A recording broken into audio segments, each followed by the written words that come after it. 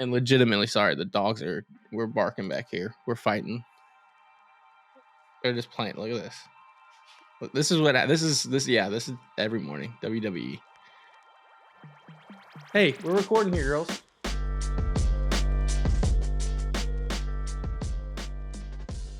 Welcome back, everybody, to Beyond the Diamond Solo Monday morning edition. The Houston Astros split the series with South Oklahoma. And just like we all predicted in the typical AL West fashion, a split. 500, no more, no less. A series, honestly, the Astros could have dropped all four. And so to salvage a split, to fight back and get a split was huge. We already touched on game one, the Hunter Brown DeGrom super show. Just two aces battling, going out of the 1-0 game.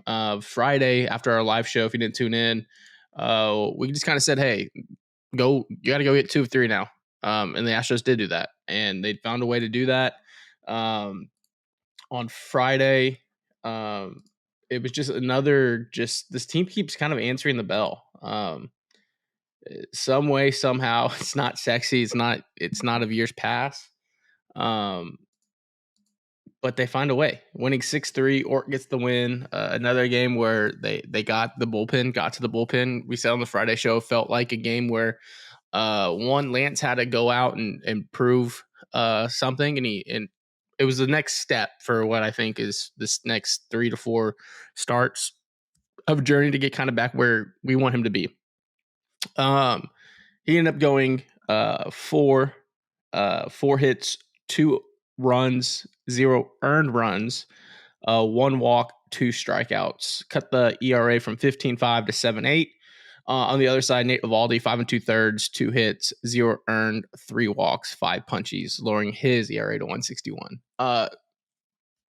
I think the moral of the story is the Astros offense did enough to get the split, but not enough to take the series. But they faced some dogs: DeGrom, Eovaldi, Molly, and then we'll get to the Jack Leiter stuff as well. So they face some dominant arms. 3 of those 4 guys are in the top 10 in AL Cy Young and on betting tables and betting odds. But the offense just finds a way. Armstrong comes in, gives up 4 earned. The Astros just chip away and do the damn thing. Christian Walker with the biggest home run of his Astros career, a 3-run shot to put the game out of reach 6-2. All in all, just a damn good game. We went with the A bullpen after McCullers, Dubin win an inning, or with an inning in the win, King with an inning, Abreu with an inning. All those guys, 3, 4. Those 4 guys gave up 0 hits in relief. And then Hader came in the 9th, gave up a solo shot to Josh Young. So the bullpen went 5 innings of 1 hit, 1 earned ball. Dominant. I think it's 2022 levels. I know there'll be jokes and scoffs, but when we look at it at the very end, this bullpen is dominant, and I feel very comfortable with any of the guys that come in, or whoever's called upon in a high leverage situation, 1 or 2, go eat some innings, or 3, lock it down. So, yeah, great solid win on Friday night. Christian Walker needed that. The city needed it. The rest of the offense, kind of Paredes 1 for 4, 2 RBIs. Carantini staying hot, 2 for 5. Yiner with the 1 for 4. Myers 1 for 3. Cam Smith quietly 2 for 4 night.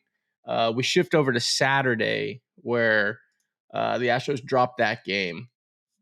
Yeah.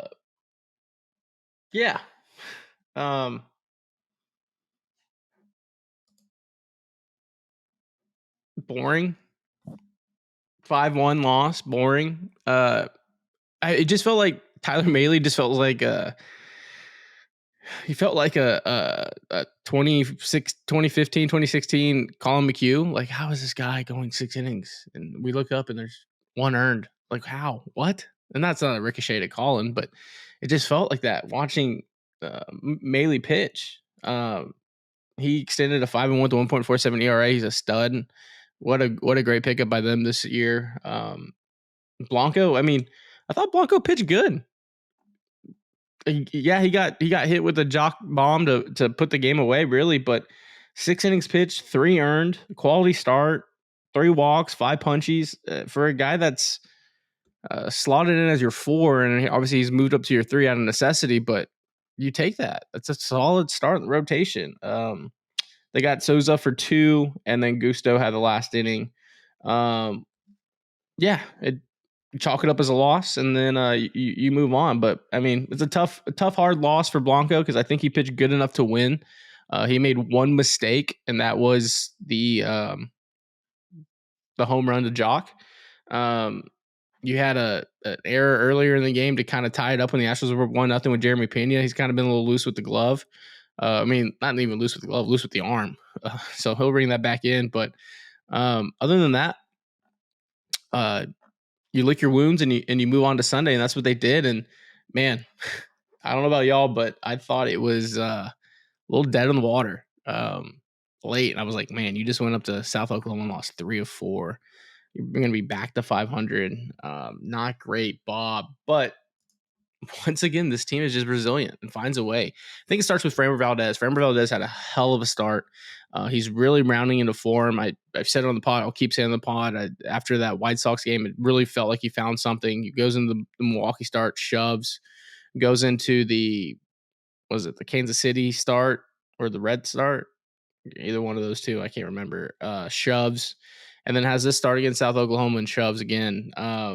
Gets the win, gets the miracle win. He deserved that win. There's been some, I think, some bad luck. I think he was sitting at 1-4. Now he's 3-4. So one of his last 2 official on his record. Got the ERA to 3.57. He went 7 innings, 3 earned, 8 punchies, 1 walk. Never let the train get off the tracks, especially with the umpire having a low zone, a weird zone on both sides. Was calling low pitches, wasn't calling low pitches. Joe gets run. Probably hurts Framber Valdez for arguing that, protecting his hitter. So it was good to see Joe fired up. But yeah, the offense just answers the bell. Down 3-0 to the 7th inning. Chips away, they get 1. The 8th rolls around, they get 3. And what a miracle. What a miracle dub it felt like for Framber. Yiner breaks up the no-hitter. Jack Leiter had a no-hitter through 6 2/3, full count, 2 outs. Yiner hits a home run to make it 3-1. And this is where the shift kind of happens for me, where and Bochy's obviously a Hall of Fame manager, Hall of Fame skipper, won multiple championships, one of the greatest to ever do it, right? The 8th inning felt like, oh, this is pure old school baseball. And the Rangers got some bad luck too. But after my young ace to be, right, everyone wants Leiter to be the next DeGrom, where he hands the torch off. The Vandy kid, the prodigy kid, right? After 7 innings, one hit baseball, I said, hey, young man, go hit the showers. Hell of a start. Go soak it in. We'll bring our high leverage guys in and clean it up. No, they send them back out for the 8th. Jake Myers gets a single. Cave Smith gets a single. They chase him out of the game. It just felt like, hey, if you win your high leverage, the Astros are losers, right? They're going to lose this game. Instead, they left the door open. Got some dreaded bad luck. They went to Chris Martin, their high leverage guy who pitched the game before at an inning of no hit ball. Arm injury, knew it instantly, yelled out a fuck, and then immediately they walked out, grabbed him, and then they had to bring up some guy, spin him up, and the Astros did damage. That's all you could say. You feel bad for Chris Martin because we don't want to see injuries, especially guys that have been in the show for a while, and tough luck. The Astros took that and kind of ran with it, and they end up getting after 2, we can say it now, miserable approaches by Jeremy Pena and Mauricio Dubon against a fresh arm, a pop out to second and a ground ball back to the pitcher. I was like, here we go. Straining again. They're going to lose 3-4. And then Isak Paredes, the guy that's answered the bell on everything, that the franchise has asked for him. A guy that has to replace a franchise icon, a 2-time world champion, a multi-time All-Star. This guy slides in, and legitimately, sorry, the dogs we're barking back here. We're fighting. They're just playing. Look at this. This is every morning. WWE. Hey, we're recording here, girls. Hey, you want to be on your camera for the first time? Come here. Come here. Come here. Come here. There's Hazel. She's making her debut at Apollo. She's a dog. She's a dog. George in the background. Y'all know George. George was a little pup when we started the company. Now she's an old lady. She's 5. But Hazy here, she'll be on content more. And George. Where's Georgie? Where you at, baby? This is riveting content. Oh, you want to be on the mic? You want to be on the mic? So, tough luck. Paredes, though, hits an absolute tank to South Oklahoma, to the Red River, to One Star Casino and Resort. No free ads. The most clutch home run of the year. Simple as that. Isak Paredes has answered the bell. He's answered the call. And man, what a home run.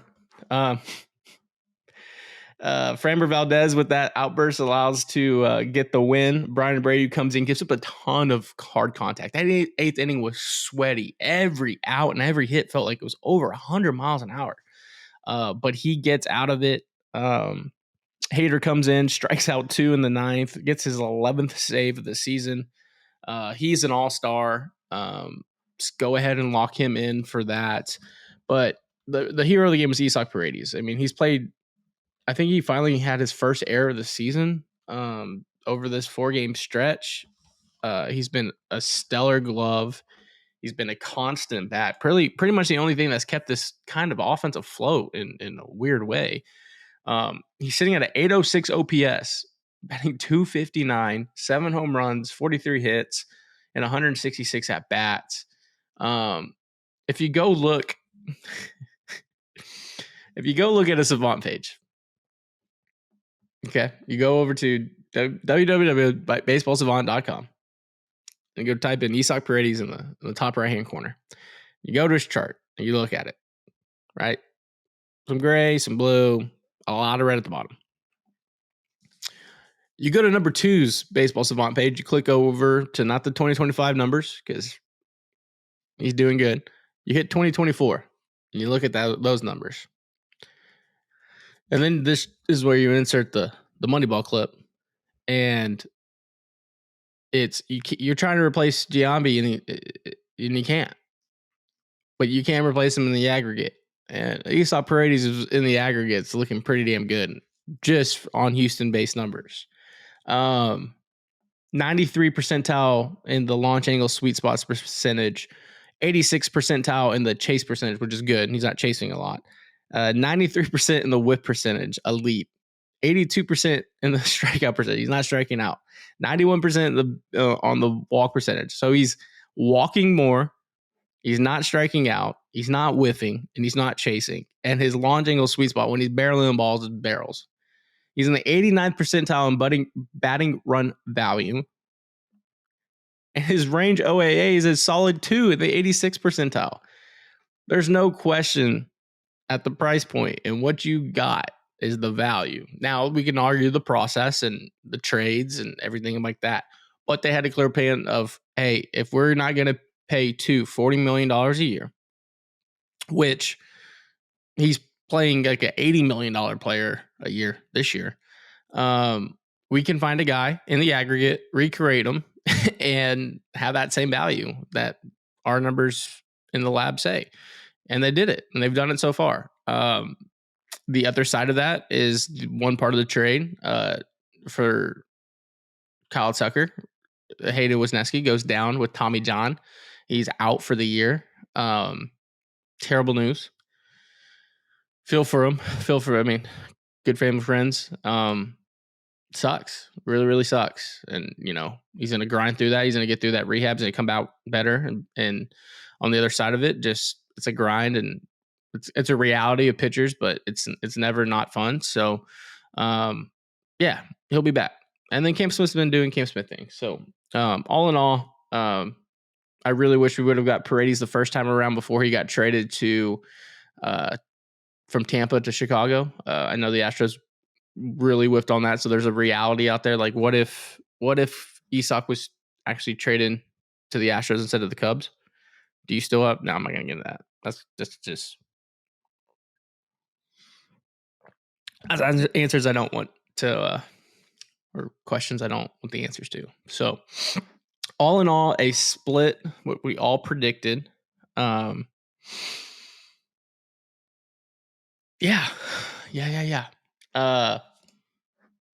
Astros at 24-22, 2.5 back of the Seattle Mariners. I think this is the week of nut cutting time. You really find out who you are this week. You have 3 with Tampa at George Steinbrenner Field due to the hurricane that hit Tampa and the stadium that no longer exists. And then you have a 4-game set with Seattle where you can make some hay. It's actually not nut cutting time week. It's make your hay week. It's make your hay week. You have 3 with the Rays and then 4 with the Mariners. Not to look ahead because you need to take care of business against the Rays. A 6:05 start, a noon start on Wednesday before they come back home for a big homestand. You got to take the series against the Rays. It's obviously going to be a little bit difficult because you're navigating through arms and new faces, and your offense is going to have to carry some weight to help the staff out. But I think that's what this team is right now. That's going to find a way, hell or high water, and it may not be sexy and may not be in flamboyant 25 home run appearances and multi home runs and back-to-back shots. It's going to be a grind. It's going to be ugly, but you know what? You're still going to find a way to get a dub. And I think that's what makes this team so gritty. And it makes them feel like once everything starts coming together, they're going to be a tough out. I still think, Dana, please go give me 2 bats. Go give me 2 lefty bats. At least one.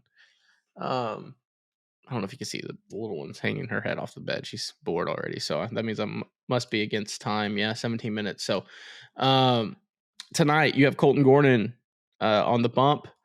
TBD, hot name of the streets. The Astros have been rolling that out a while for Tuesday.